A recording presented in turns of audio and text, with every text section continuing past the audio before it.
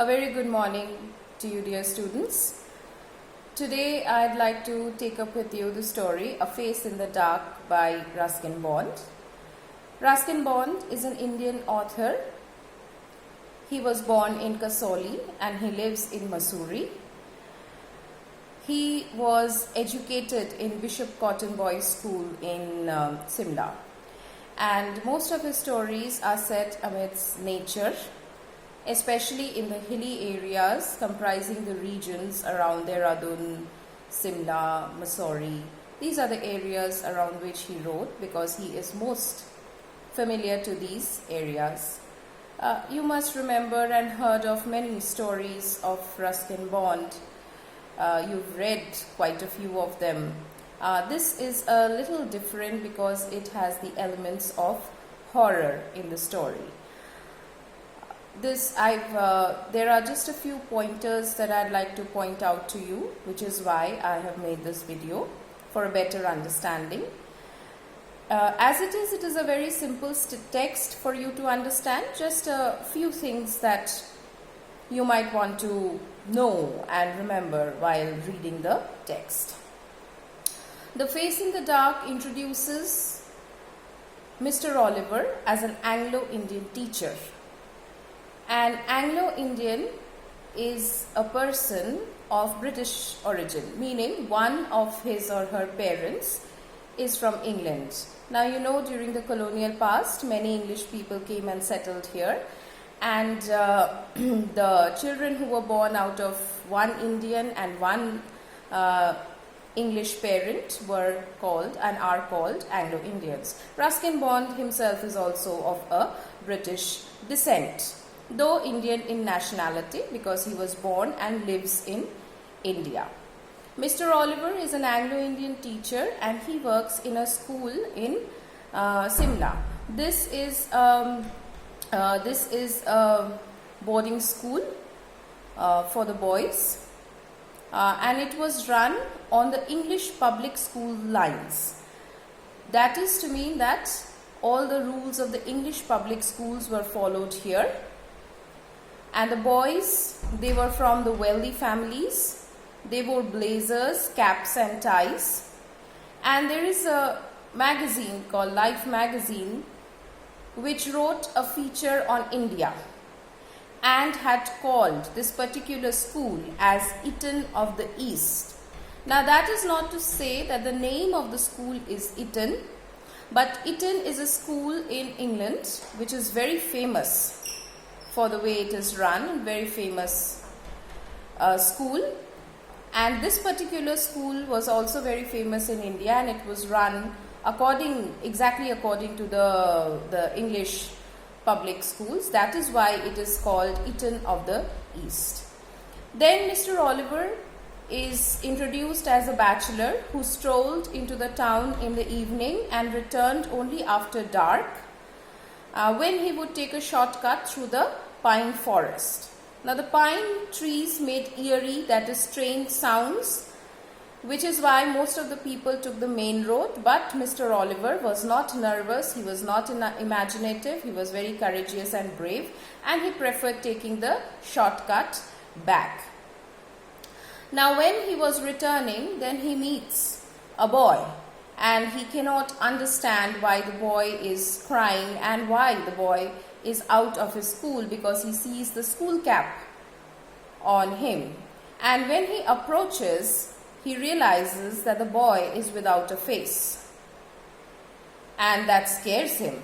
That scares him so much that he starts running. And when he starts running, he meets the watchman. He thinks it's the watchman because the watchman has a lantern in his hand, and the lantern was swinging. Quite evidently the watchman was walking. So he goes to the watchman and he tells his experience. He's so scared and he says, I saw this boy without any face. And then the watchman lifts up the lantern to his face and says, was it like this? And he has no face either. And the story ends brilliantly, leaving the suspense hanging in the air when the wind blew the lantern out and it was completely dark. So the ending of the story is left to reader's imagination.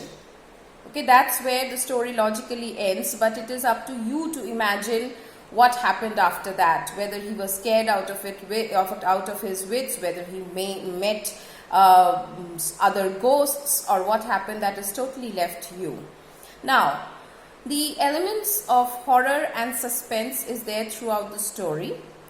What creates horror? Basically, the presence of a ghost or a supernatural element, and here we have the presence of the faceless boy and then the faceless watchman, which creates the horror and the suspense in the story. Also, the environment for the horror story is created beautifully because he is the only man who walks through the pine forest.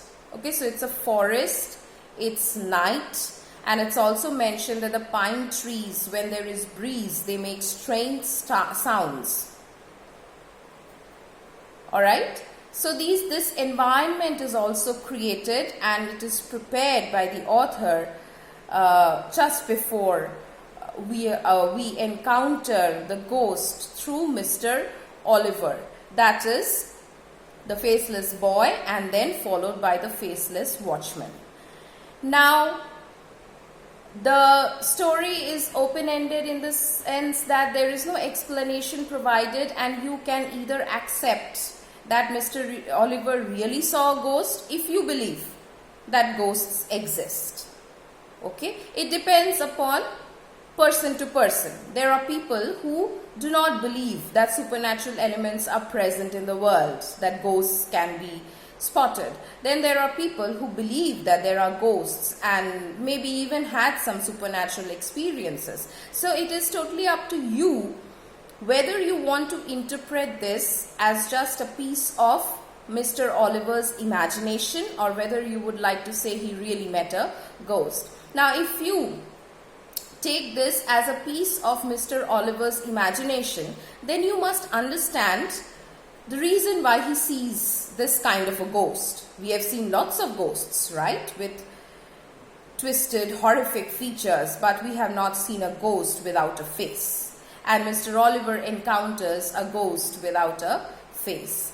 Now, if you critically try to understand this, you can relate this to Mr. Oliver's loneliness and insecurities and fears, as it is mentioned in the beginning of the story that Mr. Oliver is a bachelor. So he lives a lonely life. He is alone. There is no one to take care of him.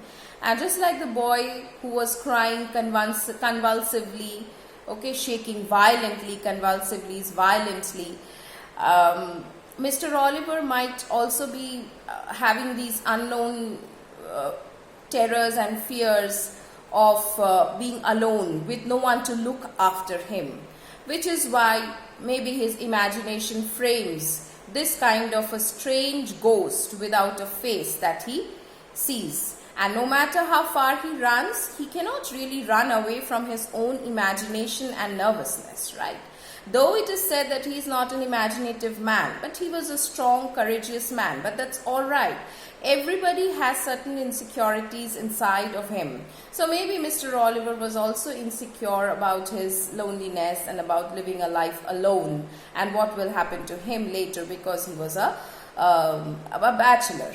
So in this way you could explain that this is the reason why he saw this particular ghost, not any other ghost with certain crooked features, because it brought out his unknown terrors and fears out, just like the unknown ghost who has no face. So his fear and his deepest, darkest loneliness does not have any base. It just comes out of him because he's a lonely man. And so maybe he saw this ghost, which is also unknown and doesn't have a face, just like his fears doesn't have a real base. Most of the ghosts that people see, they see when they are scared and they see all kinds of things. Moreover, you think of it like this. If you have a nightmare at night, suppose it's your imagination, right? It's the subconscious state of your mind that dreams. And if you have a nightmare, and most often you will see that they were either related to something that had happened that particular day, or they were related to maybe certain things that you've been thinking consciously or subconsciously. There may be a fear inside you, consciously or subconsciously, and that is what our imagination shapes up into something supernatural or a nightmare or a dream. And in this case, Mr. Oliver faces his fears in the form of ghosts. So the things that you have to remember in the story is basically who Mr. Oliver is, what did he do, and you have to remember the description of the school, how it is run on English public grounds, and the boys wore blazers, caps and ties, just like boys in England did when they went to school. Then what was his usual routine? He went to the Simla Bazaar and returned. Then you have to remember the description of the ghost. Most importantly, you must be able to categorize the story as a story which falls under the genre of a horror story. So you must remember the elements of horror which I specified to you. That is the ghosts, the presence of the ghosts, and the strange environment that is built up, the darkness and the pine trees and the eerie sounds that the pine trees may make. And I think the rest of the story is really just beautiful. There is no reason to try and over-analyze this. So just read the story as it is, enjoy it, enjoy the elements, unusual elements of horror. We don't get to read or see such kind of horror stories in our day-to-day lives, right? So just enjoy the unusualness and the strangeness of the horror story, and just remember the facts that are mentioned. Don't try to over-analyze it too much. It's just to be simply read and enjoyed. Okay? Thank you. See you again for the next class.